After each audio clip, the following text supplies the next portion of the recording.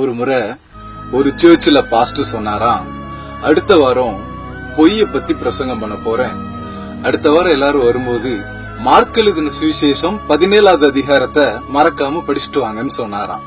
அதே மாதிரி அடுத்த வாரம் எல்லாரும் சர்ச்சுக்கு வந்ததுக்கு அப்புறம் மெசேஜுக்கு முன்னாடி அந்த பாஸ்டர் கேட்டாராம், போன வாரம் நான் சொன்னேன்னு எத்தனை பேர் மார்க் எழுதின சுவிசேஷம் 17வது அதிகாரம் படிச்சுட்டு வந்திருக்கீங்க, கை தூக்குங்கன்னு சொன்னாராம்.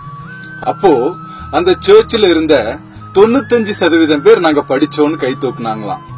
அப்போ அந்த பாஸ்டர் சொன்னாராம், மார்க் சுவிசேஷத்துல மொத்தமே 16 அதிகாரம் தான் இருக்கு, 17வது அதிகாரம் ஒண்ணு கிடையவே கிடையாது, இப்ப மெசேஜுக்குள்ள போலாமான்னு சொன்னாராம்.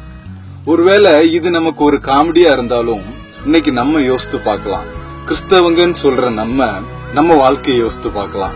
இன்னைக்கு ஆபீஸ்லயா இருக்கட்டும், வீட்லயா இருக்கட்டும், ஸ்கூல்லயா இருக்கட்டும், காலேஜ்லயா இருக்கட்டும், சர்ச்லயா இருக்கட்டும், உண்மையை மட்டுமே பேசுறோமா? சில பேர்லாம் பாத்தீங்கன்னா சர்வசாதாரணமா போய் சொல்லுவாங்க, நடந்ததை நடந்த மாதிரி சொல்லவே மாட்டாங்க, எதையுமே கொஞ்சம் எக்ஸாகரேட் பண்ணியே சொல்லுவாங்க.